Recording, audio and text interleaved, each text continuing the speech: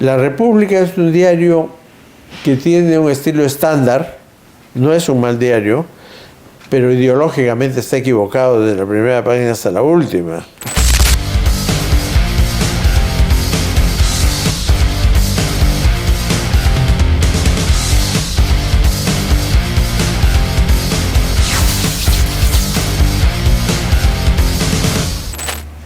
Muy buenos días y bienvenidos a la sección de entrevistas del diario El Reporte. Hoy día queríamos hacer una entrevista especial a uno de los periodistas con más experiencia en el Perú, que además acaba de presentar un libro que se llama La prensa, el alma del siglo XX en el Perú. Hablamos de Federico Prieto Celi. Muchas gracias por aceptarnos la entrevista. Gracias también. Queríamos hablar sobre todo del libro, ¿no? Una pregunta que me parece que cae de madura es ¿por qué recordar al día de hoy, por qué sigue siendo relevante hablar de un diario como La Prensa que desapareció hace 40 años, ¿no? Sí, La Prensa vivió la época de apogeo de la influencia del periodismo escrito en el Perú y en el mundo. Desde 1902 hasta 1974, efectivamente han pasado 40 años, y yo me acordaba de eso porque la crisis del periodismo escrito actual es de otra naturaleza, es de la competencia del mundo digital. En el año 74 todavía no teníamos esa competencia. La Prensa fue la respuesta al comercio. Comenzó con Piérola, siempre fue un periódico liberal, siempre defendió la libre empresa, el libre mercado, y tuvo una época de pelea política muy importante, porque Pedro Beltrán, que fue director y dueño de La Prensa durante buena parte de la vida de este periódico, fue presidente del Consejo de Ministros y ministro de Economía comprado, y antes fue presidente del Banco Central de Reserva del Perú con Odría, y desde esos dos lugares influyó mucho en la defensa de la libertad económica. Entonces yo quise, por un lado, rescatar esa historia y esa memoria de Pedro Beltrán, porque después de 40 años de silencio, parece que en el mundo de la investigación periodística hay, por distintos caminos, personas que están investigando a Pedro Beltrán. Sí, o sea, ¿y por qué cree que Beltrán está despertando este interés? ¿O por qué la figura de Beltrán se está recién retomando a 50 o 45 años de su muerte? Sí, por una razón sencilla, y es que la Constitución de 1993 puso un artículo en defensa de la economía social de mercado, que es en realidad la economía libre. Entonces, digamos, la propiedad, vamos a decir así, de esa idea viene de Pedro Beltrán. Los que han seguido después han sido personas muy importantes, como por ejemplo Carlos Boloña, como Julio Velarde, como Manuel Ulloa y muchos otros economistas liberales que ha habido en el Perú y que han sabido hacer el progreso de la economía y del nivel de vida de los peruanos. Pero hay que reivindicar el origen de esa defensa a quien la trajo de Londres, donde él había estudiado, que era la economía de mercado, era Pedro Beltrán Espantoso. Él no usaba su segundo apellido porque era espantoso. Muy bien. Sí, por ejemplo, o sea, en los libros de historia, en los artículos, nosotros podemos leer, incluso en el libro que Beltrán publica, La verdadera realidad nacional, podemos leer mucho de su forma de pensar, de la labor que hizo también formando periodistas jóvenes, pero a veces el papel no retrata experiencias que usted puede haber vivido de más de primera mano, y es cómo era Pedro Beltrán como persona, ¿no? Sí. Ya que usted ha trabajado con él. Sí, Pedro Beltrán era un hombre multifacético, porque él tenía una vocación de ingeniero agrónomo. Él tenía una hacienda en Cañete, donde vivió muchos años, hasta el punto de que llegó a ser presidente de la Sociedad Nacional Agraria. Y eso le llevó a comprar la prensa para defender al sector agrario. Y cuando estuvo en la prensa se dio cuenta que además de defender al sector agrario, tenía que defender la libertad económica, que era más importante incluso que el sector agrario que ya él venía defendiendo. Esa es una razón importante de la existencia del diario La Prensa y la personalidad de Pedro Beltrán. Él estudió también economía. Él había estudiado en San Marcos, pero después se fue a Londres, donde estudió economía, y se convirtió en uno de los mejores economistas que hemos tenido en el Perú, muy vinculado a la escuela de austriaca. Hasta el punto que uno de ellos, cuando él fue ministro, vino a Lima para respaldar la política que Pedro Beltrán estaba haciendo. Y también organizó en los 50 una conferencia con Ludwig von Mises en Lima, ¿no? A esa me estaba refiriendo. O sea, Ludwig von Mises estuvo en Lima respaldando la política económica de Beltrán. Así es. Y dijo, se habla del milagro alemán y se habla del milagro peruano, porque en esa época se hablaba del milagro peruano porque Pedro Beltrán había recuperado la economía muy rápido y Perú mejoraba mucho económicamente. Pero él dijo, pero no hay economía, no hay milagro económico, lo que hay es un trabajo bien orientado a dar libertad a la economía. A dar libertad a la economía. Y el diario, si puede, ayúdenos a meternos a cómo era la redacción del diario, ¿no? Sí, bueno, yo no trabajé en la mesa de redacción, que estaba mirando hacia el Jirón de la Unión, en el segundo piso, sino yo estaba en la página editorial donde estábamos los periodistas que nosotros veíamos, entre comillas, como viejos, y que era la generación que había llevado Carlos Rizopatrón a pedido de Beltrán. Ahí estaba Juan Segarra Russo, Arturo Salazar Larraín, Manuel Aguirre Roca, Oscar Rey, estaba también Álvaro Belaúnde y otros. Y también estábamos un puñado pequeñito de periodistas 15 años más jóvenes que acabamos de entrar o que entraron conmigo, que fueron Carmela de Brot, Lucho González Posada, que todavía está figurando en política porque fue canciller, Pepe Velázquez. Pero un aprista en un diario antiaprista, ¿no? Sí, Pepe Velázquez, exacto. También estuvo en ese grupo un chiclayano, Luis Felipe Tor, un intelectual. Sí. Ese grupito también trabajamos, yo trabajé más de 7 años como editorialista. ¿Cómo era el trabajo? Muy sencillo. Don Pedro, que vivía en el Jirón Junín, en el centro de Lima, se iba caminando de su casa a la prensa que estaba en el Jirón de la Unión. Y a las 10 de la mañana nos reuníamos en la oficina de Juan Segarra, que era el subdirector del diario y el jefe de la página editorial. Y ahí hablábamos de los temas del día. Cada periodista llevaba 2 o 3 temas de su preferencia y los ponía a la información de los demás para elegir cuál trataríamos.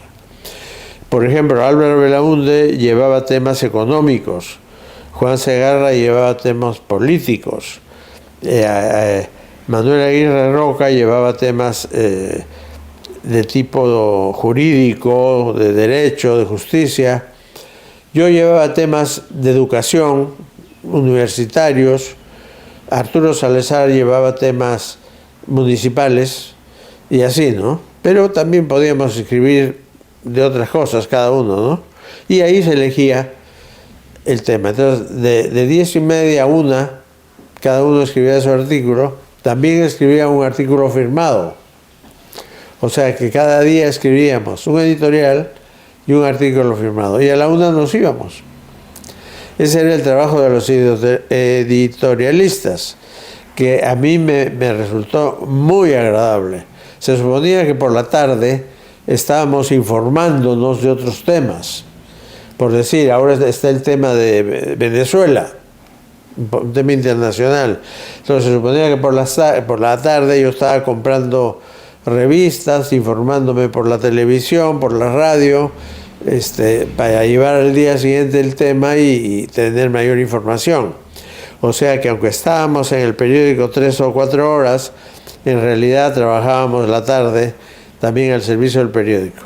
Un tema que me llamó la atención cuando usted en el libro menciona sobre el trabajo del editorialista, y creo que se ha perdido, es el de la influencia social.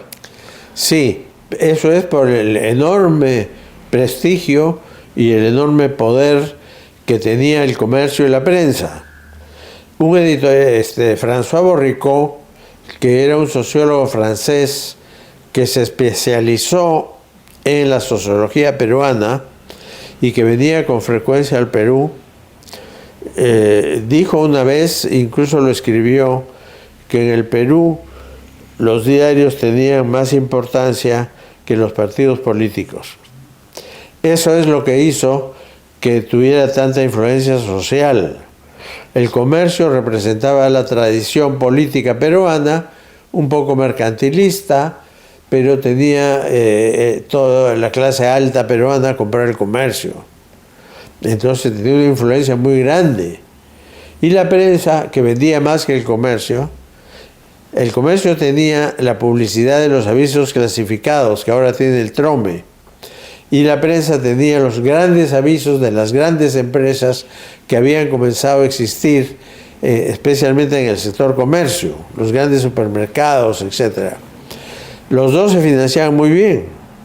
Y entonces la prensa, por ejemplo, criticaba a un ministro de Economía y ese ministro de Economía tenía que renunciar. Porque ¿Así de automático era? No tan automático, pero el editorial provocaba tal debate que al final de unos días ganaba la prensa, digamos.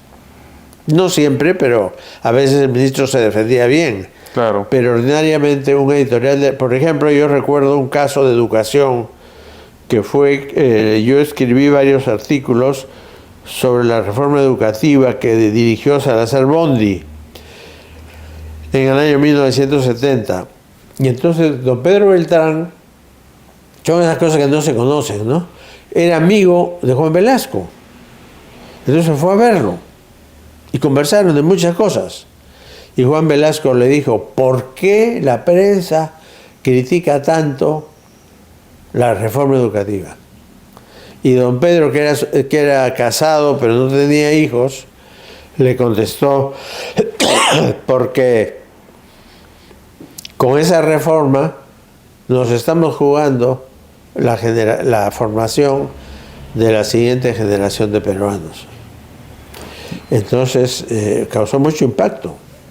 Y yo me acuerdo de ahí una anécdota que yo, como buena periodista de la prensa, hice un editorial primero defendiendo la educación privada. Y Juan Segarra, que era el jefe, me dijo, ¿cuántos estudiantes tiene la educación peruana, la educación privada, y cuántos estudiantes tiene la educación pública? Yo le dije, la educación pública tiene muchísimos más, 3 o 4 veces más. ¿Y por qué comienzas con la privada? Comienza por la pública. Y me mandó a hacer primero, el otro editorial me tuve que quedar como hasta las 4 de la tarde, pero hice primero el otro, que era más importante, la educación pública, y después dejé el otro para el día siguiente. O sea que se trabajaba con la cabeza, se trabajaba bien, nos informábamos de las cosas.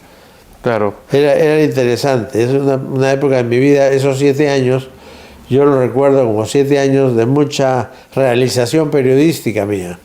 Ahora, un punto interesante que ha contado es sobre la amistad de Velasco con Beltrán. Sí. Que luego, al parecer Velasco se olvida porque expropia el diario y ustedes fundan un semanario, ¿no? Las personas que estaban en la prensa de última hora, como cuenta en el libro, fundan Opinión Libre, que es un episodio de la prensa nacional que quizás heroico pero inadvertido, ¿no? Sí, ocurre lo siguiente. En el Perú se vive con frecuencia una cosa que el público desconoce, que es que la relación humana personal va distinto de la actuación política de cada uno. Por ejemplo, cuando iban a cerrar el diario, tuvimos nosotros noticia de eso. ¿Quién nos la dijo? Después de 40 años yo creo que se puede contar. ¿Quién nos la dijo? El ministro de Economía era Manuel Ulloa. Y Manuel Ulloa, no, perdón. No era Morales. Era Morales Bermúdez. Claro. Y Morales Bermúdez era compañero del colegio de Arturo Salazar. Y el Gaucho Cisneros, que era ministro de Defensa, también había estudiado en la Inmaculada y también era compañero de Arturo Salazar.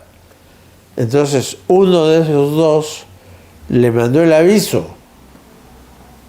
Claro. Te van a cerrar el periódico. ¿Y Beltrán qué hizo? Nada, no se podía hacer nada. Nos cerraron el periódico. El día siguiente que salió ya en los periódicos que se cerraban los diarios, yo me agarré todas mis cosas, libros que tenía en mi escritorio, borradores de artículos, todo eso, y me lo llevé a una óptica que había en Girón Cusco. Y le dije al dueño de la óptica, ¿me permite usted que le deje mis cosas? Porque como usted ve, ha cerrado la prensa, yo soy editorialista y quiero salvar mis cosas. Con mucho gusto, nosotros estamos de acuerdo con ustedes, no con el gobierno. Entonces les dejé mis cosas ahí mientras nos despedíamos, veíamos la carta de renuncia, etc. Y después regresé por mis cosas, me fui a mi auto y me vine, ¿no? O sea que eso era frecuente, que cuando Pedro Beltrán atacaba a Manuel Prado, lo atacaba durísimo, porque Manuel Prado tenía una economía mercantilista y Beltrán defendía una economía libre. Pero eran amigos. Habían viajado juntos a Montevideo cuando eran jóvenes. Una serie de cosas increíbles. También, ¿no? ¿Qué? Había sido su embajador. Sí, entonces hasta que ya Prado lo llamó y le dijo, Pedro, asume el gobierno, yo me confío de ti, te pongo estas condiciones aceptadas, le dijo, antes de que me las digas, aceptadas. Entonces Pedro Beltrán le dio una lista de ministros, porque él iba a ser el presidente del Consejo de Ministros, y entre esos ministros estaba Enrique Chirinos como ministro de Justicia, Mario Miño como ministro de Educación y Arturo Salazar como ministro del Interior. Y Prado que no tenían 30 años. Y Prado no los puso. Claro. Y Beltrán le dijo, pero ahí yo estoy pidiendo 3 ministros. Son muy jóvenes, le dijo Prado. Ya los pondremos más tarde, no los puso nunca. Entonces, bueno, había ese juego político, ¿no? Pero quizás también, por ahí alguna fuente me ha dicho que Beltrán les pidió ministros de menos de 30 años para que le rechace incluso toda la propuesta, ¿no? Puede ser. Podría ser. Puede ser, sí. Nos habíamos quedado en el 74, 75 con la fundación de Opinión Libre. ¿Cómo fue esa historia? La ley decía que se podía sacar publicaciones escritas menores de 50.000 ejemplares. Entonces Guido Chirinos, que había sido director de Última Hora, y Arturo Salazar, que era un periodista muy significado de la prensa, crearon un diario que se llamaba Opinión Libre y que tenía 49.000 ejemplares. Entonces me llamaron a mí porque necesitaban un secretario. Yo era más joven que ellos, pues, ¿no? Entonces necesitaban un secretario de redacción que se ocupara del diseño, de la impresión, de la corrección de pruebas, ese tipo de cosas, y que también escribiera. Como un editor de cierre. ¿Qué? Como un editor de cierre. Sí, un editor de cierre. Entonces yo entré y comenzamos a escribir. Me acuerdo que yo escribí un artículo de todos los ataques que había habido antes de la expropiación de los diarios del gobierno revolucionario a los medios de comunicación. Por ejemplo, había cerrado Expreso y Extra, había cerrado 2 o 3 empresas de radio, cosas así, ¿no? Y llamó la atención porque nadie se daba cuenta de que ya se venía preparando la expropiación. Y otro fue, también después de 40 años creo que se puede contar, un piloto de la compañía cubana de aviación le vendió a Guido Chirinos un reglamento de la vigilancia del gobierno cubano cuadra por cuadra en La Habana. Ujú. Y entonces Guido lo vio, no le pareció nada importante y me lo dio a mí. Y me dijo, a ver, ¿qué jugo le sacas a esto? Yo pensé que era otra cosa. Y entonces yo en esa época vivía en la casa de mi madre porque mi madre estaba enferma y me pidieron a mí mis hermanos que viviera ahí con ella y la cuidara un poco, ¿no? Pero yo vivía, tenía mi oficina en el segundo piso. Y entonces ahí me puse a escribir y me olvidé de la hora.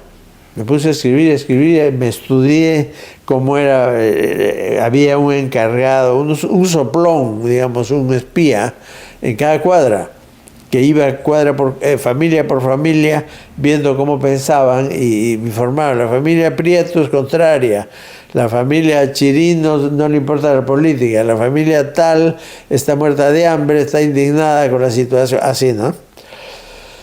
Y publiqué y le llevé el artículo a Chirinos al día siguiente. Pero he aquí que como me quedé hasta medianoche trabajando, antes de acostarme fui a meter mi carro en el garaje y no encontré mi carro, se lo habían robado.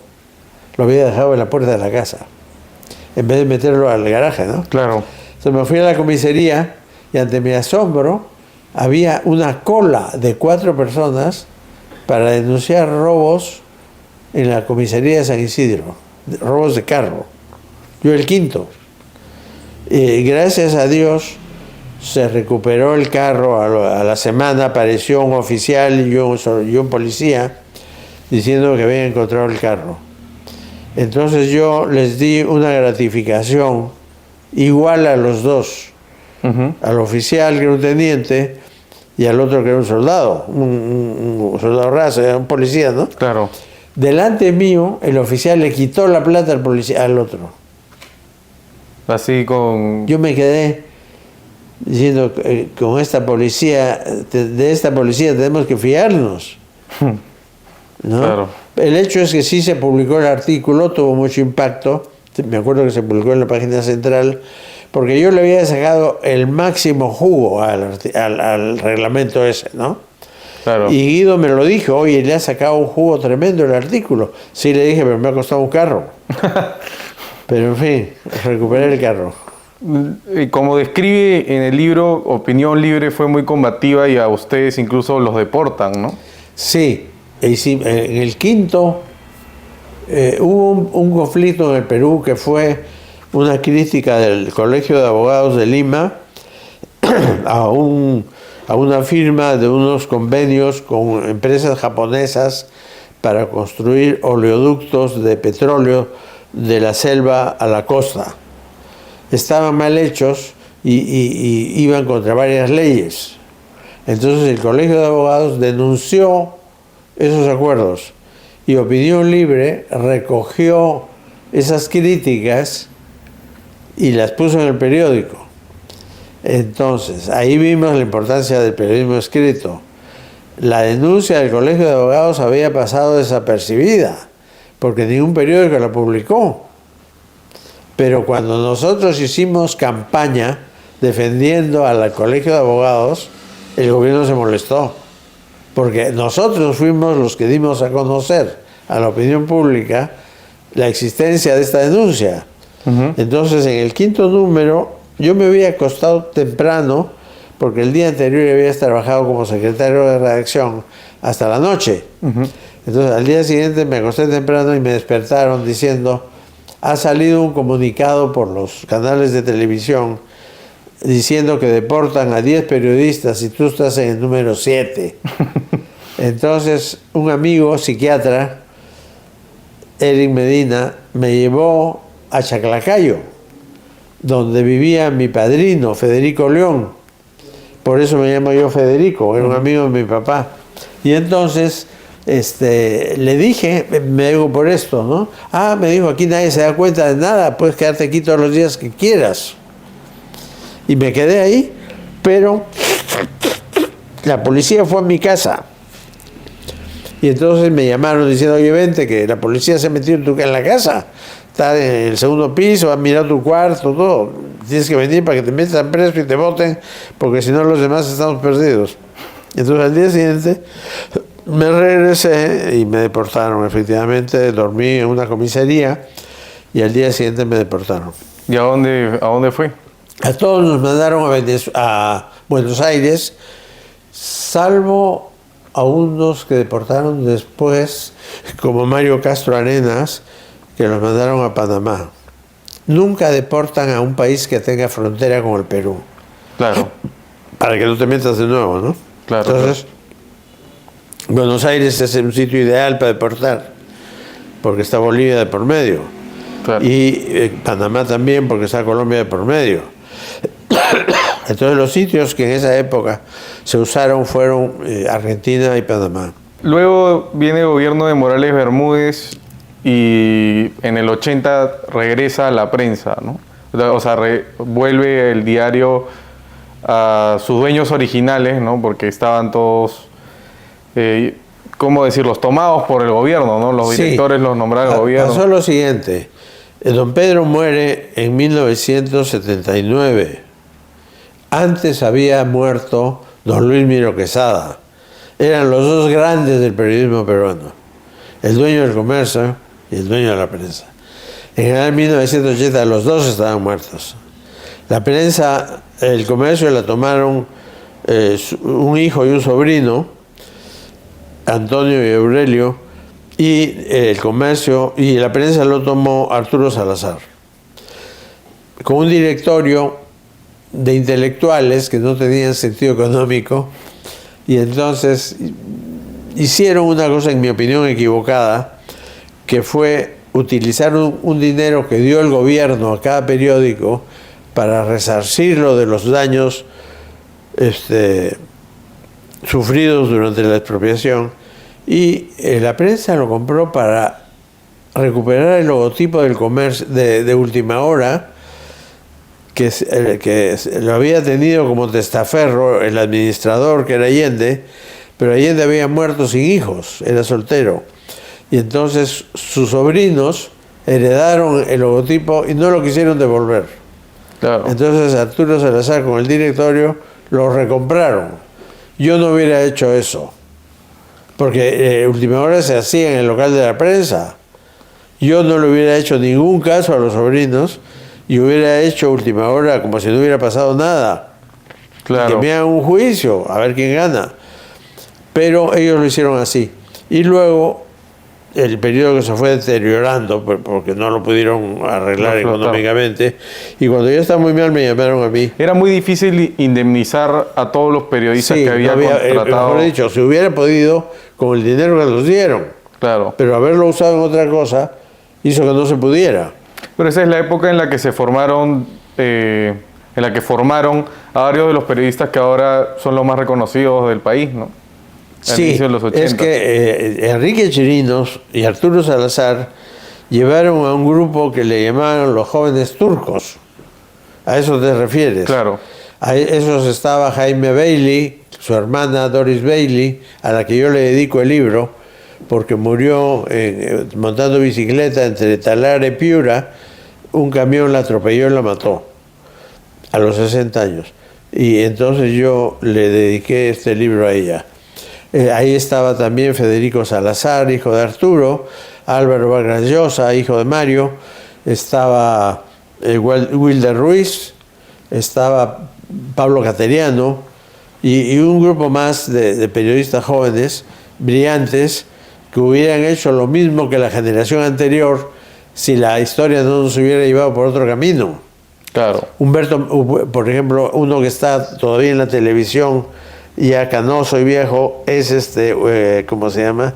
Humberto, el que está en el Canal América. Federico Salazar. No, Federico Salazar sí, pero no, uno que es presentador. Ghibellini. Mario Ghibellini. Mario Ghibellini es el apellido. Sí, Ghibellini.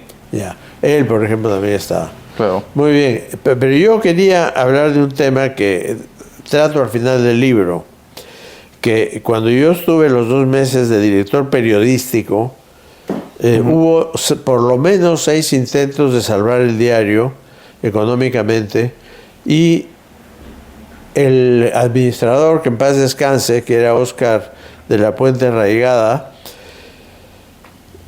hizo todo lo posible para que no se salve la prensa. A mí el libro me deja la sensación de que había algo más que no se sabía para que el diario desapareciera, ¿no? Así es. Eso que quieres saber es lo siguiente. El diario había recibido un préstamo de un banco suizo, y el banco suizo había respaldado ese préstamo con un dinero de don Pedro Beltrán. Entonces, Pedrito Beltrán Ballén, sobrino de Pedro Beltrán, y Felipe Sonda, y que decían Pipo, Felipe Sonda y Beltrán, otro sobrino de Pedro Beltrán, eran los 2 dueños grandes del diario. Entonces ellos decidieron cerrar el diario, pagar la deuda a Suiza y recuperar su plata, y dividirse la mitad cada uno. Y el diario que se vaya el diablo. Porque Pedrito decía: yo significo el capitalismo en el Perú. Por tanto, si estaba en Estados Unidos, si yo vengo a Lima me van a matar Sendero Luminoso, porque en esa época había terrorismo. Y Pipo Sonda estaba en Lima, pero él no se había metido en el diario, porque don Pedro se lo dejó a Pedrito, el manejo del diario a Pedrito. Y entonces tampoco le interesaba el diario, porque él no se iba a beneficiar con el diario. Entonces, eso es lo que pasó, que Óscar de la Puente obedecía a Felipe Sonda, que era el que le pagaba, y muy bien. Entonces, él impidió que se hicieran los 6 salvatajes que ahí cuento, y tuvimos que cerrar, ¿no? Y fue una pena, pero creo que hubo hasta 3 generaciones de periodistas que con un tamaño que otros diarios no generaban, ¿no? Creo que había una escuela que otros diarios no tenían, ¿no? Ningún diario la tuvo. Bueno, en parte Última Hora, porque era un diario del Grupo La Prensa, ¿no? Claro. Pero El Comercio no la tuvo, La Crónica tampoco. La Crónica era un diario popular de la familia Prado. Esos eran los 3 grandes diarios de la época. Después salió Expreso para apoyar a Belaúnde, con Manuel Ulloa y con, ¿cómo se llama? Mujica Gallo, y otros capitalistas peruanos que apoyaban a Belaúnde, ¿no? Una pregunta más por curiosidad, ¿no? ¿Qué opina usted del libro que hizo Jaime Bailey sobre los últimos días de la prensa? Le doy las gracias, estoy muy contento de que no me haya nombrado. Él pone como director a Arturo Salazar y cuenta toda la historia, bastante cierta, pero convertida en novela, ¿no?, de la época que el pobre Arturo Salazar estuvo director. Arturo era un intelectual, no era un hombre de empresa. Claro. Entonces se produjo eso que él cuenta, ¿no? En cambio, cuando yo entré, ya Jaime estaba más o menos alejado y él ya había escrito el periódico, el libro, lo publicó, etc. Y yo me salvé de Jaime. Incluso Jaime quiso hacer conmigo un diario deportivo, pero para eso necesitábamos que el Perú se clasifique en el Mundial de la época, y no se clasificó. Entonces ya no tenía tanto interés, ¿no? El diario lo que buscaba era dar noticias diarias de la participación del Perú en un mundial de fútbol. Entonces yo me iba a encargar de manejar el diario y él de manejar toda la parte deportiva, ¿no? Pero no lo hicimos. No se dio. Usted comenzó la entrevista hablando sobre los desafíos que hay en la prensa moderna, ¿no? Que es el desafío tecnológico, la batalla contra las redes sociales, etcétera, etcétera. Pero, o sea, al margen del cambio en los cómo, ¿no? En el cómo de transmitir, es evidente que hay una transformación de los formatos impresos a otros. Y ya yendo a la prensa peruana, ¿no siente que hay un deterioro grave en el fondo de lo que se escribe? Sí. Y El comercio se ha convertido en una revista. No es un diario, es una revista. Lo mejor que tiene el comercio, en mi opinión, es la página editorial, que es la página 2. Ese editorial está normalmente muy bien escrito, sólidamente respaldado por información y vale la pena leerlo. Yo procuro leerlo todos los días. Lo demás son reportajes, opiniones, crónicas, recuerdos de tiempos idos, bonito como una revista. Pero si yo fuera el dueño del comercio, yo no hubiera dejado de poner las informaciones, aunque me gane el mundo digital, no importa. ¿Por qué? Porque en el mundo digital se mezcla la noticia verdadera con la noticia falsa. Y el comercio podía confirmar la noticia verdadera y ignorar la noticia falsa. Pero no lo han hecho. ¿Y los otros diarios? Perú 21 lo hace un poco. Gestión lo hace en el mundo económico. Gestión es un diario muy bien hecho, pero económico. La República es un diario que tiene un estilo estándar, no es un mal diario, pero ideológicamente está equivocado desde la primera página hasta la última. Entonces, desde ese punto de vista, yo le veo poco futuro, porque lo que él defiende, el socialismo, ya está de capa caída, ¿no? Y hay otros diarios, hemos mencionado aquí antes el Expreso, Correo. Plebe, ¿cómo se llama el diario popular del comercio? Ah, Trome. El Trome se ha robado, digamos así, y en mi opinión, equivocadamente, los avisos clasificados. El comercio se compraba en buena parte por los avisos clasificados. ¿Qué han hecho? Han conseguido que se venda el Trome, pero no se vende el comercio. Claro. Si yo agarrara esos avisos y los pongo en el comercio, vendo el comercio. Entonces, ese es un error del grupo del comercio, me parece a mí. Y luego, si uno ve cómo está hecho el Trome está hecho por gente que trabajaba en el grupo de Correo. ¿Qué piensa? Sí, en un diario que se llamaba Ojo. Y todo lo que hacía Ojo, el comercio se lo llevó, contrató al mismo equipo y se lo llevó todo para que hagan el Trome. Y fue un éxito, pero no es información, son curiosidades, crucigramas, chistes, dibujos, ¿no? Encuentren el error, el quinto error. Pero no es información, ni siquiera es, como era Última Hora, información de espectáculos, información deportiva, información policial. Eso lo hacía La Crónica y lo hacía Última Hora. El Trome no lo hace. El Trome es como una especie para que lean los taxistas mientras viene un cliente, ¿no? Otra concepción. Entonces, haciendo un zoom, usted está bastante insatisfecho con la oferta de prensa escrita hoy en día en el Perú. Yo creo que el comercio está imitando al New York Times, que tiene 2 millones de suscriptores en su edición web digital y ya casi no tiene 1 millón de suscriptores en papel. Entonces están apostando a mantener el papel mientras pueda, pero vivir del diario digital. Eso yo creo que es lo que lo que intenta el comercio, porque el peruano que está afuera o el que se interesa por alguna noticia peruana, lo primero que hace es ver la página digital del comercio y después la de RPP. Entonces, esos dos medios tienen futuro digital. Y después el reporte, porque tiene un director muy joven. Bueno, muchísimas gracias por la entrevista, señor Federico. Esperemos que no sea la última que nos da el reporte. Muchas gracias. Muchas gracias y hasta la siguiente semana.